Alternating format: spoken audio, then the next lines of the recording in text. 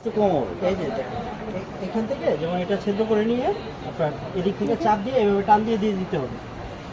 এই যে বেল্টটা আমি টান দিয়ে ধরলাম, আচ্ছা, উঁচু করলাম, এভাবে টান দিয়ে চাপ মানে দিয়ে বেল্টের নিচে দিতে হবে। বেল্টের নিচে এইখান থেকেও দিতে হবে, এই সাইড থেকেও দিতে হবে। হ্যাঁ, এখান থেকেও আমার এই যে এটা উঠায় নিয়ে হ্যাঁ।